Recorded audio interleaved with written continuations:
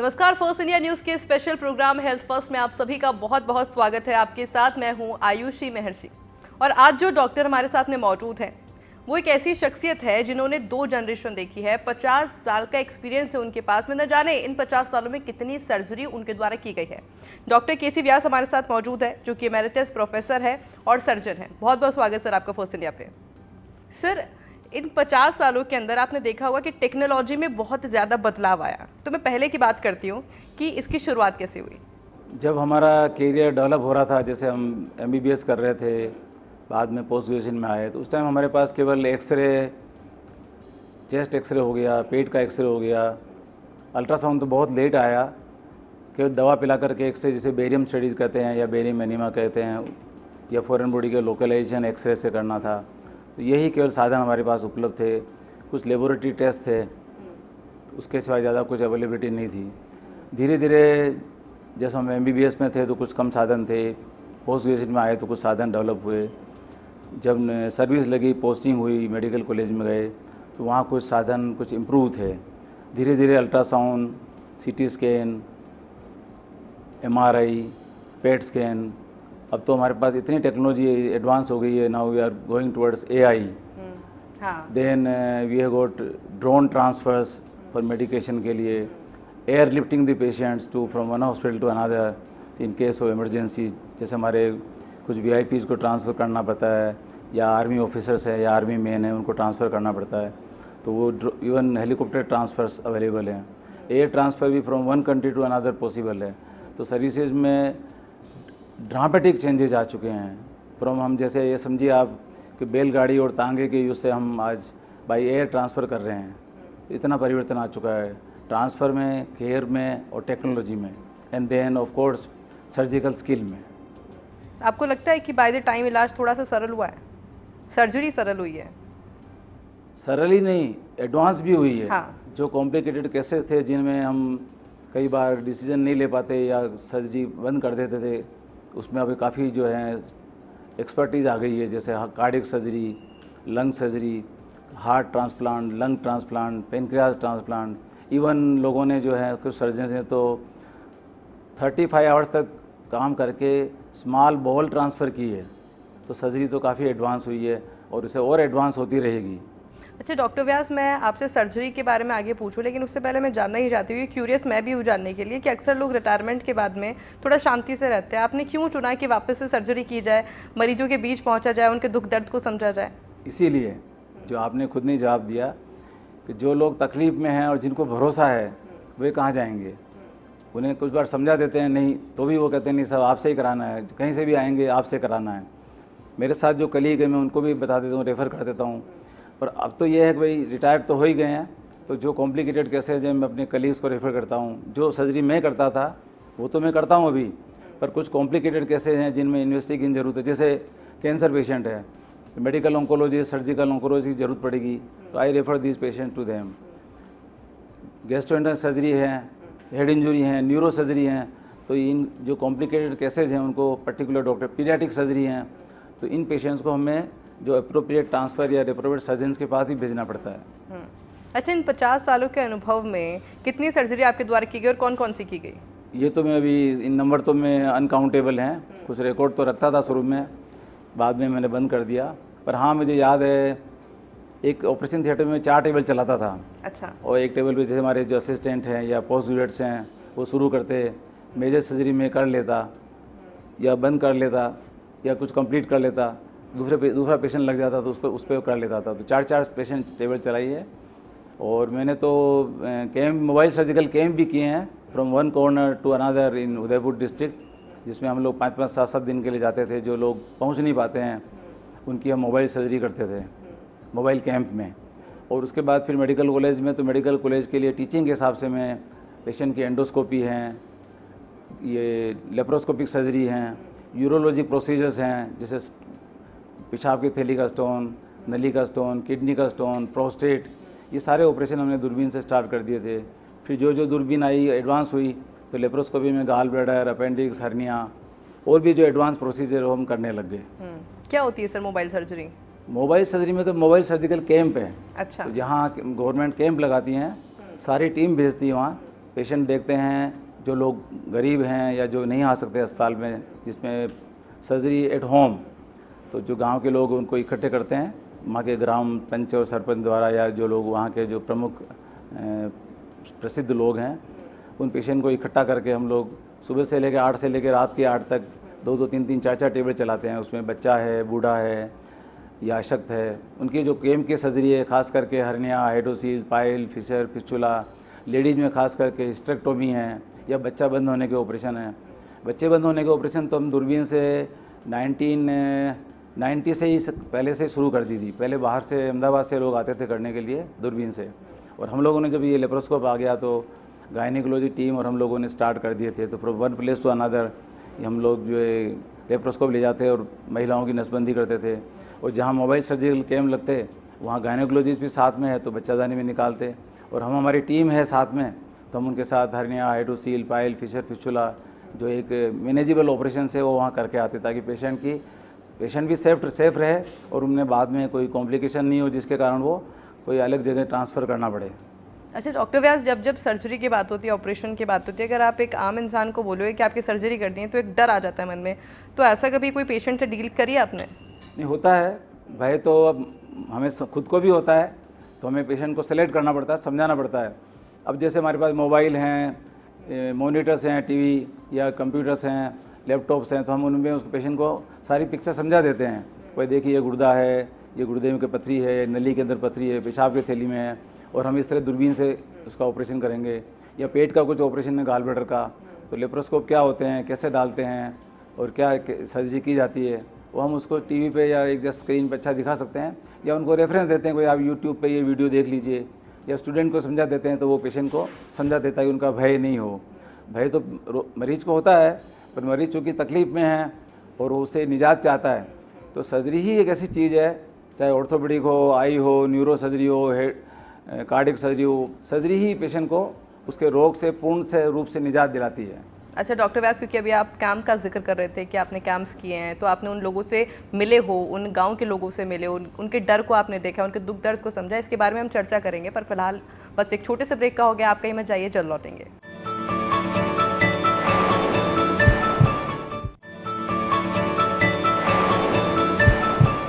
Break के बाद आप सभी का एक बार फिर से स्वागत है। डॉक्टर व्यास हमारे साथ में लगातार मौजूद है, और आज हमको इन्फॉर्मेशन के साथ साथ वो पुराने दिन भी याद करने को मिलेंगे जब शायद टेक्नोलॉजी थी नहीं और उसके बावजूद भी इलाज हो रहा था और बहुत अच्छा इलाज हो रहा था। डॉक्टर व्यास, क्योंकि ब्रेक पे जाने से पहले मैं जिक्र कर रही थी कि कैंप की हम बात करेंगे, तो जब कैंप्स में जो आपने जाना शुरू किया तो किस किस प्रकार के लोगों से आप मिले और कैसे उनको कन्विंस किया गया कि आप आइए, डॉक्टर से मिलिए, क्योंकि एक रीच नहीं हो पाती है, जल्दी से कंसल्ट करते नहीं है डॉक्टर्स के साथ। जब मोबाइल सर्जिकल कैंप लगता है तो वहाँ के जो प्रमुख व्यक्ति वे उन्हें समझा देते हैं, और चूंकि वे अशक्त हैं, पुअर हैं, उनकी पहुँच मेडिकल कॉलेजेज या सरकारी अस्पतालों तक नहीं हो पाती, तो वहाँ बड़े बड़े टेंट लगाए जाते हैं, तो वो लोग आसानी से वहाँ पहुँच पाते हैं। सरकारी गाड़ियाँ भी उनको लेके आती है, स्टाफ होता है वो भी उनको मोटिवेट करता है, लेके आता है और सब चीज़ समझाते हैं। फिर जब उन्हें देखते हैं तो हम बताते हैं उन्हें, भाई आपको ये प्रॉब्लम है और इस तरह का ऑपरेशन चाहे स्पाइनल एनेस्थीसिया में करें, चाहे जनरल में करें, चाहे लोकल में करें, तो उससे काफ़ी एग्री हो जाते हैं और आराम से वो हमें इजाज़त देते हैं कि आप ऑपरेशन करिए। और इससे पेशेंट की सहमति से और उनकी तकलीफ़ दूर हो रही है, तो वे हमेशा अपनी सहमति दे देते हैं। तो उसमें हमें कोई कभी दिक्कत नहीं हुई कि किसी मरीज़ ने मना किया सब मुझे ऑपरेशन नहीं कराना है, तो अपनी तकलीफ़ भी दूर हो रही है और सरकारी सुविधाओं से उनका इलाज हो रहा है, तो हमेशा सहमति दे देते हैं। अच्छा, महिलाएं पर थोड़ी अक्सर हिचकिचाती हैं, तो उनके लिए क्या कोई काउंसलिंग होती है? पुरुष चिकित्सकों से भले ही थोड़ी उनको दिक्कत हो सकती है, पर कई बार जो है हमारे गायनेकोलॉजिस्ट तो पुरुष भी रहे हैं, और महिलाएं उनको भी देखने की इजाज़त देती हैं। साथ में उनकी कोई अगर महिला रिश्तेदार हो या हमारा नर्सिंग स्टाफ हो तो उन्हें कोई दिक्कत नहीं होती, क्योंकि गायनेकोलॉजिस्ट या लेडी डॉक्टर हमारे साथ होती हैं, तो उसमें कोई परेशानी नहीं हुई, वे भी करती हैं और पुरुष चिकित्सकों को भी वो इजाज़त देती हैं। अच्छा, पैसिफिक हॉस्पिटल की अगर मैं बात करूँ तो क्या अभी भी ऐसे रेगुलर कैंप्स लगाए जा रहे हैं गांव में? पैसिफिक हॉस्पिटल से तो नहीं है, यहाँ से हमारी जो स्टाफ जाता है बाहर, वो मरीजों को वहाँ देखते हैं और उनको यहाँ जो फ्री बसेज चलती है उससे वो ट्रांसफ़र करते हैं। तो पेशेंट हमारे यहाँ फ्री बसेस से आसपास जैसे नीमच है, मंदसौर है, जावरा है और आसपास के उदयपुर के जो टाउन्स हैं, छोटे छोटे विलेजेज हैं, वो मरीजों को जैसे एक एम्बुलेंस भी लगा रखी है, तो वो फ्री में ट्रांसफ़र करती है और बसों में भी लेके आती हैं, और जो वहाँ के चिकित्सक हैं या हमारी जो टीम जाती है उन्हें कन्विंस करती है कि भाई आपका यहाँ इलाज फ्री में हो जाएगा। जो फ्री कैंप लगाए जाते हैं तो उसमें पैसिफिक में भी उनका इलाज हो रहा है। अच्छा, पैसिफिक हॉस्पिटल में ऐसे कौन कौन से स्मार्ट इक्विपमेंट आ गए जिससे कि पेशेंट्स के साथ डील करने में काफ़ी सहायता मिल रही है? आपने सही सवाल पूछा। आज से जब हमारा ये हॉस्पिटल 2013 में स्टार्ट हुआ था, तब हमें केवल बिल्डिंग बनी।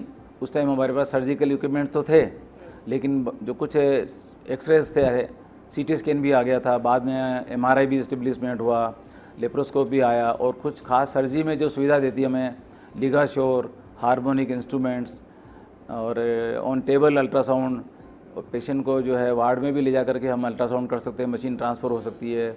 एक्सरे भी लेना है तो पेशेंट का बेड साइड एक्सरे कर लेते हैं। तो ये जो सीटी स्कैन, एमआरआई, ये जो मशीनें हैं, इनसे बहुत बड़ी सुविधा हुई। Even cardiac angiography, coronary angiography जो करते हैं उसके सारे इक्विपमेंट है। न्यूरो सर्जिकल इक्विपमेंट भी सारे यहाँ आ गए हैं।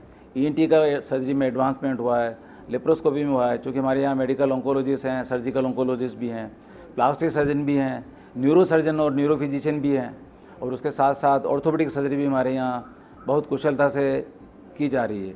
अच्छा डॉक्टर व्यास, क्योंकि एक मिथ बना हुआ है, लोगों के द्वारा भ्रांति बनाई गई है कि जो लेज़र से या फिर दूरबीन से जो सर्जरी की जाती है वो कहीं ना कहीं इतनी इफेक्टिव नहीं होती। Is it true?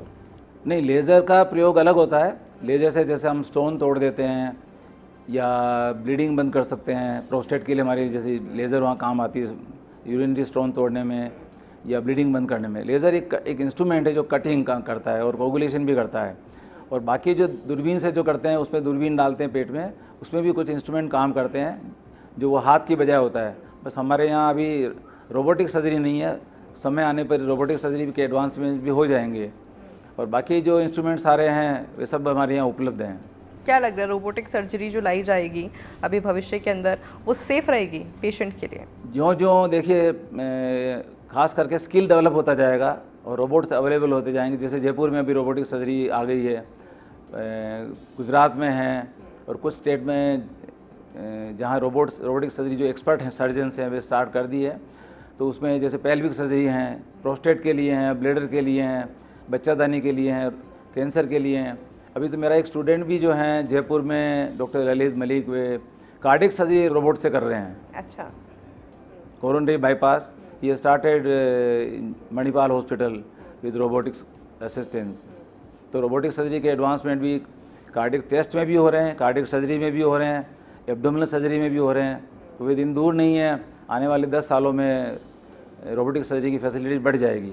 लेप्रोस्कोप तो है ही, उसमें भी लेप्रोस्कोपी इंस्ट्रूमेंट इंस्टॉल होते हैं, पर वो टेक्नोलॉजिकली काफ़ी एडवांस्ड हैं। अगर कुछ कॉम्प्लिकेटेड सर्जरीज की बात की जाए तो वो कौन कौन सी होती है? Neuro surgery, cardiac surgery, chest operations, malignancy, cancer surgery, ये सारे जो हैं सर्जिकल स्किल चाहिए, इसमें असिस्टेंट चाहिए। और liver resections, liver transplant, organ transplant, जैसे cardiac heart transplant, lung transplant, ये काफ़ी कॉम्प्लिकेटेड और एडवांस सर्जरी जिसमें काफ़ी समय लगता है और स्किल चाहिए। अच्छा, स्किल्स के अलावा रिस्की भी होती है डॉक्टर व्यास? क्योंकि मैंने सुना है कि न्यूरो सर्जरी के अंदर जो पेशेंट जाते हैं, या तो उनकी मेमोरी लॉस हो जाती है, यहाँ से कोई हड्डी निकाली जाती है, एक पूरा प्रोसेस होता है, एक टिपिकल प्रोसेस होता है। नहीं, हड्डी तो निकालनी पड़ती है, उसे वापस इम्प्लांट करते हैं या सेफ रख लेते हैं, तो वापस री इम्प्लांट भी कर देते हैं। पर वो प्राइमरी डिजीज़ क्या रही, कैंसर है, ट्यूमर है, कितना फैला हुआ, किसी को जो स्ट्रोक हुआ तो कितनी डैमेज हुई है, उस पर निर्भर करता है वो। अच्छा, मैं चाहती हूँ कि हमारे दर्शकों की एक ये भ्रांति आप दूर करिए, क्योंकि अब वो कतराने लगे हैं न्यूरो सर्जरी से, ब्रेन की सर्जरी से वो डरते हैं, क्योंकि उनका कहने का ये मतलब होता है कि पेशेंट को वापस रिकवर करना थोड़ा सा मुश्किल हो जाएगा, जो अभी तक मैं आसपास के जो लोग हैं, आम लोग हैं, उनसे वो समझ पाई हूँ। नहीं, ठीक है, कुछ परसेंटेज है जो लोग सेटिस्फाई होकर नहीं जाते हैं या उनमें कुछ कॉम्प्लिकेशन हो जाती है, जैसे पोस्ट ऑपरेटिव उनका वो अनकॉन्शियस रहते हैं, उन्हें वेंटिलेटर पे लेना पड़ता है, गले में सांस की नली बना करके ट्रेकोस्टोमी करनी पड़ती है, ट्रेकोस्टोमी ट्यूब निकाल भी देते हैं, वेंटिलेटर भी आउट हो जाता है। और लेकिन उनकी रिकवरी कितनी होती, ये ब्रेन डैमेज के ऊपर निर्भर करता है कि उनके जो डिजीज़ थी प्राइमरी वो कितनी एडवांस थी। लेकिन कई पेशेंट इसमें ठीक होके जाते हैं, और उसी के कारण लोगों को समझ आई है, टाइमली रिपोर्ट करते हैं, और न्यूरो सर्जन्स या न्यूरो फिजिशियन की एडवाइस लेते हैं, और वो न्यूरो सर्जरी के लिए तैयार हो जाते हैं। अच्छा, एक और डर मैंने देखा है कि आजकल जो जैसे जैसे लोग ओल्ड एज में जा रहे हैं वो घुटनों का ज़रूर ऑपरेशन कराते हैं, और उनमें भी सर उनको यही जो मैंने अभी कहा कि एक भ्रांति, एक डर रहता है कि ये इतना सेफ नहीं रहेगा उनके भविष्य के लिए। देखिए कोई भी सर्जरी हो, just like it travelling on the road, चाहे जैसे रोड पे जा रहे हैं, कार से जा रहे हैं, बस से जा रहे हैं, किसी से भी एक्सीडेंट के चांसेस रहते हैं। तो ऐसे एक्सीडेंट के चांस सर्जरी में भी रहते हैं और इन्फेक्शन के कारण भी रहते हैं। तो ये पेशेंट को समझा दिया जाता है, लेकिन कॉम्प्लिकेशन रेट बहुत कम हो गई है, इसीलिए ज़्यादा से ज़्यादा लोगों का रुझान सर्जिकल सर्जरी की तरफ हो रहा है, चाहे न्यूरो सर्जरी हो, चाहे ऑर्थोपेडिक हो, चाहे इम्प्लांट्स हो, चाहे लेप्रोस्कोपी हो।